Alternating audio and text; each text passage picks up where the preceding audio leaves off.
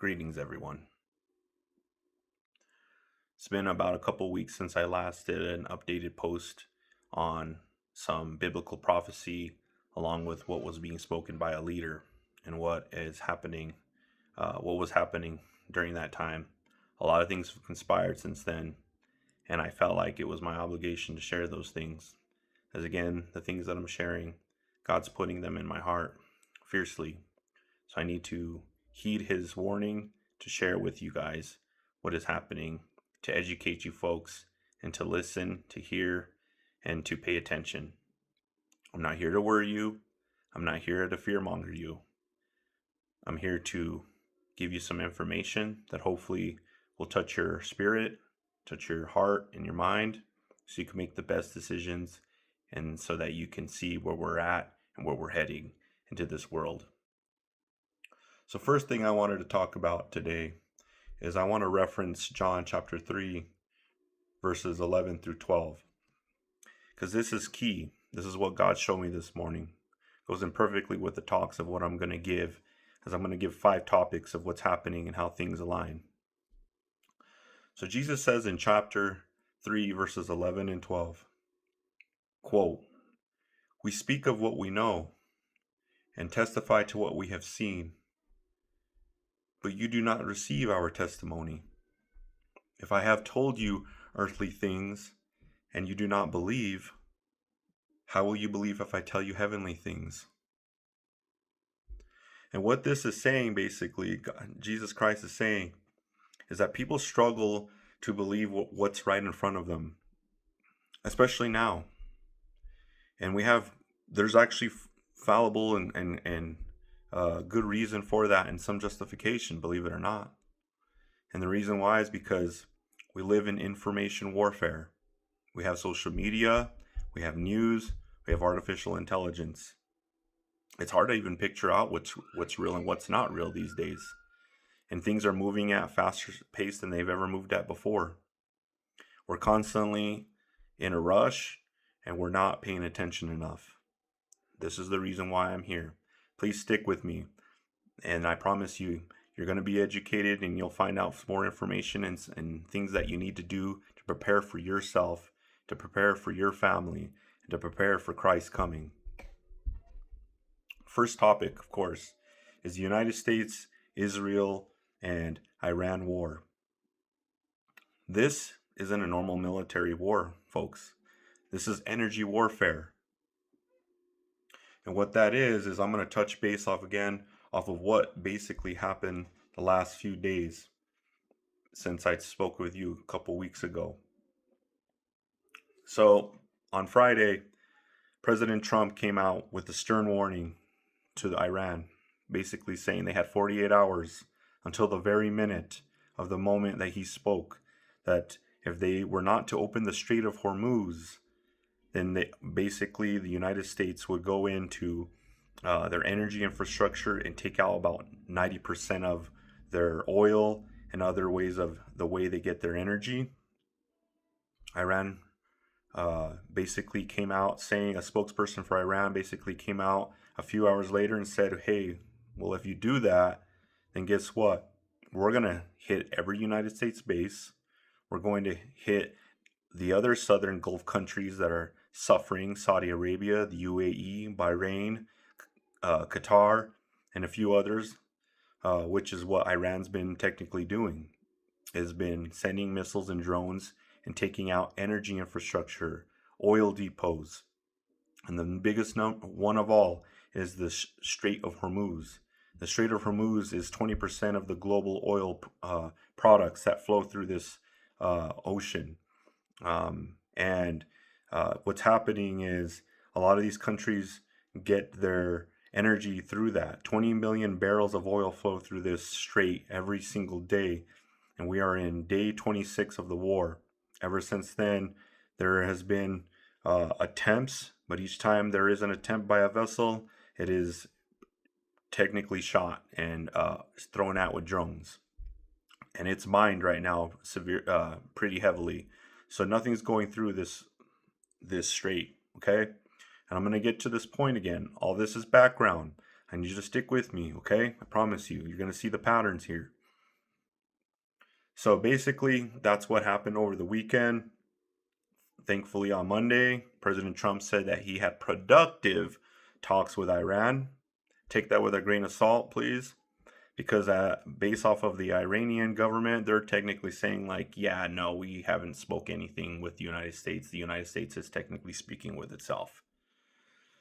So take it with a grain of salt, grain of sand, grain of salt, again, whatever it may be. And the war's still continuing. They're still bombing one another. Iran's still going after these Gulf countries, and they're laying it thick on them every single day. And we'll see what happens with that. But that's technically what's happening right now. As you do well know, that there will be boots on the ground going into Iran soon. As President Trump did send out the 82nd Airborne, along with, I believe, the 11th Airborne. I might be a little construed on that, so forgive me. But there is a total of 50,000 plus United States personnel and soldiers that are around the regions. Doesn't mean all of those soldiers will go into that country, but we have specific numbers that eventually will go into there and put boots on the ground. So if President Trump is saying that, hey, talks are going great, this and that, la-di-da-da, then why are we putting boots in the ground? Why are we getting these personnel and these soldiers getting ready to get into the country? Again, remember, this is number one that I go off of, is that take a difference between what you're hearing and what you're seeing. And sometimes it's the opposite, but just pay attention to that. And one thing, again, I want to get off my chest is that I've said this in almost every video that I've done. I'm apolitical. I'm independent. I don't believe in left. I don't believe in right. They're both of the same coin. Okay? Let's get that out of the way so I don't hear any biasm here. I go off of objectivism and what I see and what the good Lord has been telling me. All right. This one's flown totally under the radar ever since the Iran war has started. But guess what? There's a major war happening right now that has started 4 years ago, and that's the Russia-Ukraine war. Technically, Ukraine's been hitting the oil depots inside Russia. This has been happening for a long time. It doesn't hardly get any type of publication. So this has been happening for, I want to say, around a year and a half, maybe even close to 2 years that Ukraine has been doing this. And the only way Ukraine's been able to do this is they use United States intel. That's the only way that they've been able to do this job. If they don't have United States intel, that war would have been done a long time ago. Anyway, I digress. So Ukraine over the weekend hit Russia very hard. They hit one of their largest oil depots of the country, letting you know that Russia, as oil does flow, and it does actually help some of these other European countries. Don't let them fool you, okay? Yes, there has been laws and things of that nature put into place since that war took place, but now due to this newer war with Iran, Russia's been able to offset some of that and be able to give out their crude oil. All right, so that's basically what's happening with that. That didn't get any type of publication, okay? You have to go really dig into that and pay attention if you want to know about that. Again, yes, I digress. Please stick with me. I'm coming to a conclusion. So this wasn't, of course, random. This was strategic. Go after the global oil supply. Once again, we have two different wars that are technically doing the same thing. They're different wars, don't get me wrong, but overall, this is an energy crisis, folks. We're dealing with a global reset. So yeah, different war, same target, energy. We're going to move on to our third topic here, which is getting some publication, but you have to go looking for it again. Cuba. This is what failure looks like, folks. This is what happens when everything in energy all takes place. These are the repercussions of the countries that get hit and have no choice of the matter. So just because we're here in the United States and we still have lights going, air conditioning is running, hey, there's other countries that are suffering due to these repercussions. And guess what? It ain't gonna be all sunshine and rainbows here in the homeland states either. Okay, we're getting to that point. So basically, Cuba has been suffering from blackouts and grid failures. There's some folks that have a little bit of power only for a few hours of the day. Some for the gas, the same thing. So what's happening is that basically, since Trump took out the president or prime minister, forgive me, Venezuela, that is where Cuba was essentially getting their oil from. Ever since that's been done, they've been tapped out. They have nothing left, so they're over there surviving on their own in the streets in the pitch black. And again, this doesn't get that much publication. All right, so that's what's happening with that. And another thing here, which is hitting the States, and this took place yesterday. This actually did hit the main news, legacy media, a little bit here. And that was basically the ICE at airports, the ICE agents, at the airports. I feel sorry for you. And if you do have to fly or go through any of this or fly a long ways, I'm pretty sure it's going to be hectic and a pain in the butt. This isn't going to go for all airports, but this is going to go for what's happening in some regions of the world, not just the world, but mainly here in the United States. But basically what's happened is that TSA agents are walking off the job because there's due to funding purposes. They are technically working for free. They're calling in sick. They don't want to work for free anymore. So President Trump has decided, hey, guess what, guys? Let's send federal ICE agents to go help some of this mess. But guess what? That's not actually that's not really helping anything at all. It's causing delay. It's causing longer lines. It's causing grief. And yeah, there's a reason for it. Trust me, I'll give you my theories. I'm just giving you all the factual evidence that is happening at this moment. Lastly, guys, this is when you tie all of this together, okay? And then you've got the International Energy Agency, the IEA, putting out the report, and it's called, quote, Sheltering from Oil Price Volatility. Please pay attention to this. This is super important. And what they're basically saying in simple terms is that the global energy system is entering a period of instability. I'm reading a report here. Supply shocks are going to become more common, prices are going to be unpredictable, and nations need to prepare for that reality. So when you take a step back, you've got the conflict in the Middle East affecting oil routes. You've got the Russia and Ukraine targeting energy infrastructure. You've got countries like Cuba experiencing real outages. And then you've got strain showing here even in the United States systems. And then lastly, you've got global agencies warning that volatility is coming. Guess what? There's not just Cuba that's suffering from these outages and from this energy warfare, this global warfare, folks. I need you to understand there's other areas that have limited supply of oil. They're down to their reserves or they're even out of their reserves. Some other countries have 45 days, 30 days, even less than that. And this is dire. This is a huge warning, okay? So we need to severely pay attention to this.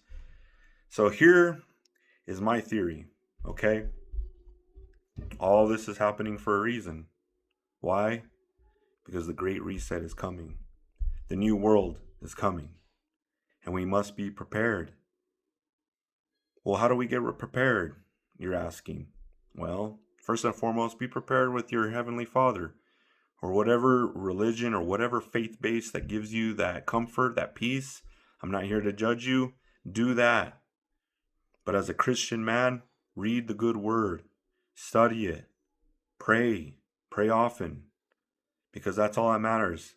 This life is borrowed. This isn't the end. It starts here, doesn't end here. So be prepared in that. Secondly, be prepared physically and be prepared mentally. Because the world as we know it is ending, folks.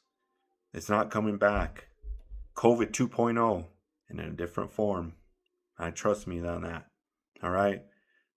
So COVID 2.0 is coming. Not necessarily in the pandemic form. It's what's happening right now. They're going to start rationing us.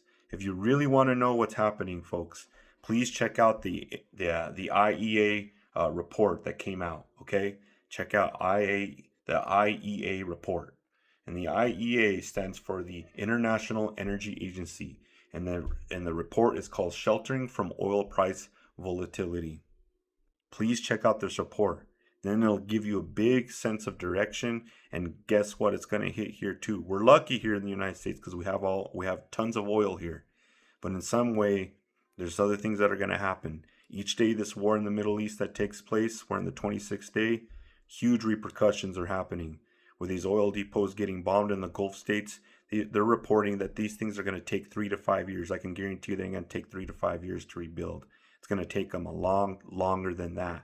And where's that energy going to come from? Where are we going to get our energy? It's time to acquire skills. It's time to pay attention. It's time to go back to our roots. Let's go back to what our ancestors did and what has taught us. So you have an itching to do something, I urge you to take the caution. I urge you to also take the practical skills that are going to help you. Get off of your phone, get off of distracting things, and take the time to say I love you to one another, to take care of yourself, and to prepare. I appreciate your time. This was a long, lengthy video, but for those of you that stuck around, I promise you, I hope you got something out of it. God bless each and every one of you. Take care.